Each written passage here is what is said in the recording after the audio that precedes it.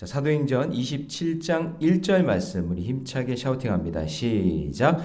우리가 배를 타고 이달리아로 가기로 작정됨에 바울과 다른 죄수 몇 사람을 아그스도대의 백부장 율리오란 사람에게 맡기니 우리가 배를 타고 이달리아로 가기로 작정됨에 바울과 다른 죄수 몇 사람을 아그스도대의 백부장 율리오란 사람에게 맡기니 우리가 배를 타고 이달리아로 가기로 작정됨에 바울과 다른 죄수 몇 사람을 아구스도데이의 백부장 율리오란 사람에게 맡기니. 사도행전 27장 1절 말씀. 아멘. 할렐루야. 네, 오늘 함께 읽은 귀한 말씀을 가지고 작정된 항해, 다른 표현으로 하면 하나님이 작정하신 항해라는 제목으로 하나님 말씀 함께 나누겠습니다. 자, 사도행전 이제 27장으로 이제 들어왔는데요. 27장의 특징은 이제 바울이 로마로 이제 배를 타고 이제 압송당하는 그런 내용입니다. 그런데 그 배 안에 바울이 있었고요. 바울과 같이 심판받아야 되는 죄수들이 있었고, 그리고 백부장 율리오라는 사람이 총 책임을 맡고 죄수들을 끌고 가고 있고, 그 다음에 그 죄수들을 지켜야 되니까 병사들이 있어야겠죠. 병사들이 있고, 그 다음에 선원들, 배를 이렇게 움직여야 되니까 선원들이 필요하고, 그 다음에 그게 배가 매일 있는 게 아니고 이렇게 배를 타고 한번 가면은 정말 오래 걸렸다 오래 오는 거기 때문에 이 배에는 또 상인들, 또 일반 어떤 승객들도 그 배를 같이 타고 있는 거예요. 그래서 이제 나중에 나오는데 이 배에 탄 사람의 인원이 몇 명 정도 될 것 같아요? 그냥 이게 성경을 아시는 분은 또 이렇게 다 바로 얘기를 해주시네요. 재미없게. 자, 통통배 수준이 아니에요. 통통배, 그냥 통통통배는 그런 배가 어선 수준이 아니라 그냥 작은 배가 아니라 이 안에 276명이 타고 있는 거예요. 그러니까 배가 얼마나 하겠어요? 우리 교회보다 클 것 같은데 제가 볼 때는 교회만큼 클 거예요. 엄청 큰 배가 지금 가고 있는 거예요. 자, 그 배를 타고 있는데 한번 그 배를 상상해 보세요. 보통 어선이라고는 할 수 없어요. 그러니까 죄수들을 가둬야 되니까 죄수들을 가둬야 될 그런 감옥 같은 장소가 필요하겠죠. 그리고 병사들이 머물 장소가 필요하고, 그다음에 선원들이 머물러야 되고, 일반 승객들도 머물러야 되고. 그러니까 또 짐도 많을 거니까 짐칸도 따로 있어야 되잖아요. 그러니까 짐도 굉장히 많이 실어야 되고. 그러니까 엄청난 큰 배가 한 270명이니까 300명 가까이 타고 생활해야 해야 되는 큰 배가 움직이고 있는 겁니다. 자, 근데 이 배가 지금까지 목적지까지 가기 위해서 무엇이 필요한가 한번 생각해 보세요. 배가 한번 간다 그러면 지금은 어때요? 지금은 배가 가면 인공위성이 GPS로 이렇게 갈 길을 보여준단 말이에요. 그래서 아무리 배 위에 있어도 목적지를 딱 찍으면 GPS로 인해서 그 바다 길도 있잖아요. 그래서 그쪽으로 해서 가게 된단 말이죠. 그리고 요즘에 또 다 그냥 엔진이 좋잖아요. 그러니까 순식간에 그냥 왔다 갔다 한단 말이죠. 근데 이때는 배가 가려면 항상 꼭 있어야 되는 게 뭐냐면 뭐가 있어야 돼요? 배가 가려면 뭐가 있어야 돼요? 아니, 배가 있어야죠. 배가 배가 있어야죠. 배가 그죠? 배가 있어야 될 거 아니에요. 그죠? 그 다음에 뭐가 있어야 돼요? 바람이 있어야 돼요. 바람. 이게 전기로 가거나 뭐 기름으로 가는 게 아니라 풍선으로 바람으로 가는 거기 때문에 바람이 항상 있어야 되고, 그 다음에 날씨가 좋아야 돼요. 밤에는 어디로 갈지 모르니까 밤하늘에 뭐가 있어야 될까? 별이 있어야 돼요. 별. 그래서 별을 보고 가니까 별이 있어야 되고, 그 다음에 이때 당시에 나침판이 있었는지 모르겠지만 있었겠죠. 나침판이 있어야 어디가 북쪽인지 어디가 남쪽인지 알아야 될 거 아니에요. 그 다음에 그 배를 잘 조작할 수 있어야 되고, 또 백기를 잘 아는 그런 선장이 그 배 안에 있어야 이때 당시에는 배가 간단 말이죠. 자, 근데 여러분, 우리의 삶도 마찬가지인 것 같아요. 우리가 인생이라는 항해를 할 때 그때 좋은 바람, 밤하늘의 별, 요즘에는 뭐 그런 게 없어도 배는 가지만, 그렇지만 이때 당시에 생각해 보면 여러분, 바람을 불게 하시는 분이 누구예요? 저 밤하늘의 별을 뜨게 하시는 분이 누구예요? 하나님이잖아요. 그러니까 우리 인생도 하나님이 나와 함께 해주셔야 그 배가 갈 수 있는 거잖아요. 배 위에서 우리가 바다 위에서 이렇게 떠 있을 때 인생의 항해라고 한다 그러면 그 배가 목적지까지 잘 가려면 좋은 바람도 순풍도 불어주셔야 되고 그리고 밤하늘의 별도 보여주셔야 되고 또 정확한 나침판도 필요하고 또 바닷길을 잘 아는 사람도 필요하고 이게 모든 게 다 함께 해야 그 배가 잘 갈 거 아니겠어요? 그러니까 이런 것들을 공급해 주시고 보여주시는 분이 누구다? 하나님이다. 그러니까 하나님을 의지하며 인생길을 가야 된다라는 이야기인 거죠. 그래서 오늘 1절 말씀 다시 보시면 우리가 배를 타고 이달리아로 가기로 작정되매라고 하는 것은 사람이 작정하는 것 같잖아요. 사람들이 다 작정하고 계획한 것 같잖아요. 근데 그게 아니라 오늘 첫 번째 나눌 메시지는 뭐냐면 하나님의 뜻과 섭리가 항상 필요하다라는 것을 우리가 먼저 알아야 돼요. 하나님의 뜻과 뭐가요? 섭리가 필요하다. 그래서 이달리아로 가기로 작정한 것은 사람이 작정한 거지만 그러나 그 배를 움직이게 하시고 좋은 환경을 주시는 분은 하나님이다 라는 것, 그거를 기억했으면 좋겠어요. 그래서 하나님의 섭리 아래 배와 함께 갈 사람도 준비되어지고 그래서 인간이 작정한 것이 아니라 지금 이 배는 누가 작정하신 거예요? 하나님이 작정하셨다. 왜냐하면 땅끝 이 바울이 가야 할 로마까지 가야 할 배기 때문에 그렇게 되는 거예요. 자, 그러면 봅시다. 우리 2절 말씀 같이 한번 읽어봐요. 2절 시작. 아시아 해변 각처로 가려려 하는 아드라 뭇베노 배에 우리가 올라 항해할세 마게도냐의 데살로니가 사람 아리스다고도 함께 하니라. 자, 여러분 배 이름이 재밌죠? 아드라 뭇베노 사투리 같아요. 경상도 사투리 같지 않아요? 아드라모테노 그런 것 같아요. 근데 이 배를 준비해 주신 분이 하나님이고 그 다음에 중요한 게 뭐냐면 그 배에 함께 하는 사람들이 있었다라는 거죠. 배도 하나님이 준비해 주신 것이고 그렇죠? 그리고 함께 하는 사람들도 붙여주셨다. 그래서 타고 갈 배를 준비해 주시고 우리가 함께 간다라는 이 표현을 볼 때 여기에서 이게 사람이 계획한 것 같지만 하나님께서 이렇게 배도 준비해 주시고 사람도 준비해 주셨다라는 것을 알게 되는 거죠. 그게 하나님의 섭리예요. 그러면 우리 구약에 나와 있는 그 요셉 이야기를 한번 보면 요셉이 꿈을 통해서 하나님의 뜻을 발견하잖아요. 물론 어렸어서 잘 정확한 게 모르겠지만 어쨌든 자꾸 하나님의 꿈을 보여주시니까 그 꿈을 계속 이야기했단 말이에요. 형들한테. 원래 형들 열받으라고 한 게 아니라 하나님이 계속 뜻을 보여주고 꿈으로 보여주니까 말할 수밖에 없는 거예요. 그래서 그걸 계속 이렇게 얘기하니까 형들이 이걸 이해를 못하죠. 하나님의 뜻을. 그러니까 열받는 거예요. 화가 나는 거야. 그래서 죽이기로 작정하죠. 죽이기로 작정한 거예요. 인간의 작정이에요. 어떻게 보면 요셉을 죽이기로 작정한 건 인간의 작정이잖아요. 그런데 보세요. 요셉을 죽이려고 구덩이 속에 집어넣었는데 얼마나 감사한지. 그 구덩이 속에 물이 없네? 살잖아요. 물이 없게 하신 분이 누구예요? 하나님이죠. 하나님의 섭리예요. 그런데 갑자기 넷째 형이었던 유다가 그냥 우리 죽이지 말고 그냥 우리 종으로 팔아먹자. 그래서 미디안에 팔잖아요. 그래서 애굽으로 가게 되는 거예요. 그 가게 하신 분이 누구예요? 하나님이죠.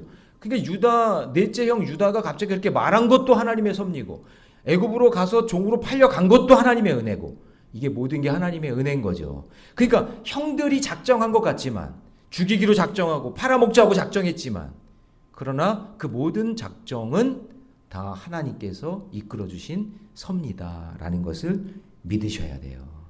그런데 하나님은요 그냥 아무나 그렇게 하는 게 아니라 하나님의 뜻이 있는 사람, 하나님의 꿈과 소망과 비전이 있는 사람, 땅끝을 볼 수 있는 사람, 그 사람에게 하나님이 함께해 주셔서 그 인생의 길을 인도해 주시는 줄 믿습니다. 그래서 하나님의 백성을 성도라고 하잖아요. 성도가 하나님의 뜻이 없으면 어떡해? 그래서 여러분 오늘 하나님의 뜻 발견하려고 오늘 예배 드리는 거죠? 그래서 말씀 듣는 거죠? 하나님 저에게 뜻을 보여주세요. 오늘 하루를 살아갈 힘을 주세요. 능력을 주세요. 그렇게 기도할 때 하나님이 여러분의 인생을 인도해 주실 줄 믿습니다. 만약에 제가 목사인데 하나님의 뜻을 모르고 목회한다? 진짜 불쌍한 거예요. 그 목사는. 아무리 성경 박사고 엄청나게 많이 배우고 능력이 있어도 하나님의 뜻이 없으면 이건 이름만 목사지 하나님 보실 때는 아무런 의미가 없어요. 제가 시골에서 목회할 때 목회하고 이제 열심히 해보려고 그러니까 어떤 용달차가 파란색 용달차가 교회 마당에 들어오더라고요. 근데 어떤 덩치가 엄청 큰데 뭐 이렇게 산적 같은 그런 분이 내리더니 저를 불러요. 그래가지고 내려가서 봤더니 이분이 우리 교회에서 조금 떨어져 있는 교회 양사리에 양사감리교회 목사님이에요.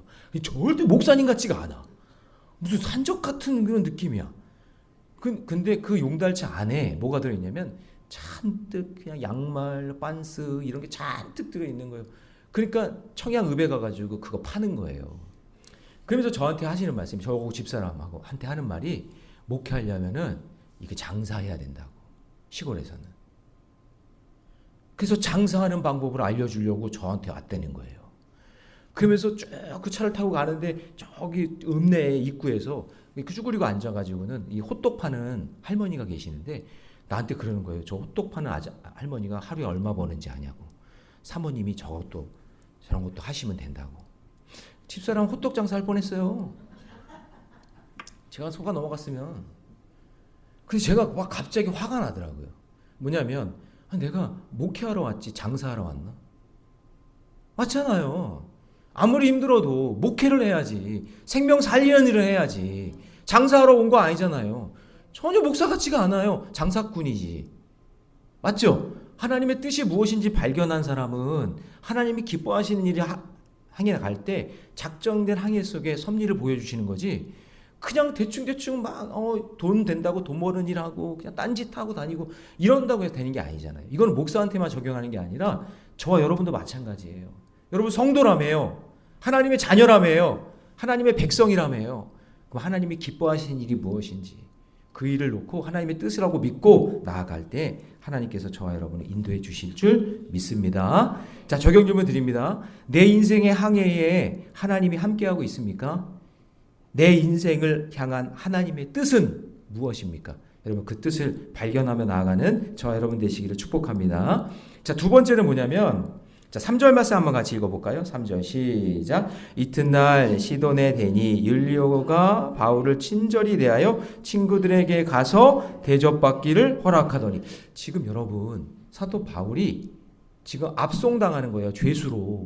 죄수로 압송당하는데 아마 이 백부장은 바울이 어떤 사람이라는 것을 알고 있었을 것 같아. 왜냐하면 지금까지 오면서 그 로마 시민권이 있었죠. 그리고 이 사람은 죄가 없는데 지금 로마로 좀 가고 있는 그런 상황 속에 있는 거잖아요. 그러니까 이런 상황 속에 있어도 어떻게 죄수로 압송당하고 있지만 하나님께서는 순종과 만남의 복을 주신다라는 거예요. 어떤 복을 주신다고요? 순종과 만남의 복. 자, 그러니까 지금 사도 바울이 하나님 말씀에 순종해서 너 땅끝까지 가야 돼. 로마로 가야 돼. 라는 그 말씀에 순종하면서 가고 있죠. 가고 있는데 하나님께서는 그때그때마다 사람들을 만나게 해주세요. 그러니까 친절한 사람들을 만나게 해주신다는 거죠. 지금 죄수의 신분이면 이런 일이 있을 수 없잖아요. 근데 배가 잠깐 정박했을 때마다 친절한 사람들을 만나서 배려로 받게 하고 도움도 받게 하시는 그 하나님을 보게 된다라는 거죠. 그래서 여러분 힘들어도, 목회도 그래요. 힘들고 어려워도 꾸준히 하나님 말씀 붙잡고 기도하면서 하면 하나님이 돕는 사람을 붙여줘요. 예, 만나게 해주셔서 때로는 이런 사람 저런 사람 만나요. 저는 그 양사리 감리교회의 그 목사님을 만나게 하신 것도 첫 번째 목회 시작도 하기 전에 만나게 하신 그 이유를 지금 생각해 보면 하나님께 감사해요. 아니 너 장사꾼 되려고 온 건 아닌데 그분을 보여주면서 제가 느끼는 게 저렇게 목회하면 안 되겠구나라는 거를 저한테 보여주신 거잖아요. 그렇죠? 그러니까 우리는 생각하기에 그냥 좋은 대접받고 좋은 만남만 생각하는 게 아니라 때로는 나를 힘들게 하고 나를 괴롭히고 나에게 진짜 어떻게 저럴 수가 있지 하는 그 사람도 만나게 하신 이유가 있어요. 그렇게 만나서 뭔가 새로운 것들을 보여주시려고, 깨닫게 해주시려고 그 사람을 만나는 거예요. 여러분 다윗이 골리앗 만난 게 불행이에요, 행운이에요? 행운이 아니지. 하나님의 섭리지. 자, 다시 물어볼게요. 여러분 다윗이 골리앗 만난 게 불행이에요, 하나님 섭리예요? 하나님의 섭리죠. 그렇죠? 그러면 우리 인생 살 때 그래요. 저 골리앗 같은 인간을 만나야 돼, 안 만나야 돼? 빨리 얘기해 보세요. 이런 거 잘 얘기해야 돼. 만나게 되면 만나야지. 어떻게 해요? 만나게 되면 만나야지. 내 인생에 눈물 나게 하고 힘들게 하는 그 인생을 만나게 되면 만나야지. 어떻게? 골리앗을 피할 수 없는데 어떻게 만나게 되면 만나야 되잖아요. 그런데 보세요. 사울왕과 거기 있었던 모든 군사들은 골리앗 만나기 싫었죠. 그래서 피하고 전쟁도 안 하고 그냥 눈치만 보고 있는데 다윗은 가서 만나잖아요. 골리앗을 만나니까 다윗에게 어떻게 됐어요? 플러스가 됐어요? 마이너스가 됐어요? 플러스가 된단 말이죠. 그러니까 골리앗 같은 사람을 만나게 하신 이유가 있다. 그렇죠? 그 인간을 만나게 하신 이유가 있다. 그 사건을 주신 이유가 있다. 나 눈물 나고 나 억울하고 그냥 답답하고 그냥 짜증나고 하게 하는 그 사람을 만나게 하신 이유가 있다라는 거, 그거를 우리가 알아야 돼요. 그래서 순종하는 사람들에게 하나님께서 만남의 복을 주실 줄 믿습니다. 그래서 여러분 만남을 소중하게 생각하고 그 만남을 위해서 기도하셔야 돼요. 나한테 잘해주던 잘해주지 않든 간에 하나님께서 왜 그 사람을 만나게 하셨는지. 그래서 여러분 다윗을 보면 다윗이 역사의 전면에 나타나게 된 계기가 뭐예요? 골리앗을 만났기 때문에 그 역사의 전면에 다윗이 딱 등장할 수 있었던 거예요. 그래서 골리앗은 고마운 사람이에요. 따라해 봅시다. 골리앗은 고마운 사람이다. 네. 우리 옆에 사람과 인사합시다. 당신을 만나서 참 행복합니다. 응? 행복한 거예요. 그러니까 여러분 이게 맞는 얘기인지 모르겠는데 옛날에 들었던 얘기인데 여러분 그 회 있잖아요. 회 그 차에다가 싣고 다니는 그 화로의 차 거기 횟감을 가득 넣고 다니잖아요. 그죠? 그 횟감 안에 그 횟감만 있는 게 아니라 거기다가 뭐 일부러 전기 뱀장어를 집어넣은 다음에 그런 얘기 안 들어보셨어요? 못 들어보셨어? 그 뭐냐면은 그 화로 회들이 대부분 이렇게 싱싱하게 잡은 거 아니고 그냥 횟집에 있는 고기들은 대부분 이렇게 이렇게 풀려 있잖아요. 싱싱하지가 않잖아. 이렇게 풀려 있고 눈도 이상하고 그러잖아요. 그런 애들이 오잖아요. 근데 그 횟감 차에 그 저 바닷가에서부터 그 횟감들이 올라오는데 도시로 그 걔네들도 그 차 타고 올 때 얼마나 멀미하겠어. 얼마나 지루하고 힘들겠어. 그러니까 거기다가요 전기뱀장어를 집어넣는데요. 그러면은 얘네들이 전기뱀장어 만나면 막 찌릿찌릿 하잖아요. 그러니까 사르려고 그냥 발버둥을 친대요. 그래도 싱싱하게 오는 거예요. 싱싱하게. 그러니까 우리 인생에도 골리앗 같은 전기뱀장어가 있단 말이에요. 정신 똑바로 차리라고. 여러분 그런 만남의 복을 잘 해석할 수 있는 저와 여러분이 되시기를 축복합니다. 자, 적용 질문. 지금 여러분이 신앙의 길에서 만난 동행자는 누구입니까? 여러분 지금 인생 살 때 만난 사람인데 별로 만나지 않았으면 했던 사람 만난 사람도 있고 아니면 저 사람 만나서 너무 좋은 사람도 있고 그렇죠? 자, 그 사람들이 누군지 한번 떠올려 보세요. 동행자 중에 골리앗 같은 존재는 누구이며 그 사람에게 어떤 교훈을 받고 있습니까? 여러분에게 만나게 하신 그 모든 사람이 나에게 골리앗 같은 존재를 할지라도 하나님의 뜻과 계획이 있다는 사실을 잊지 마시기 바랍니다.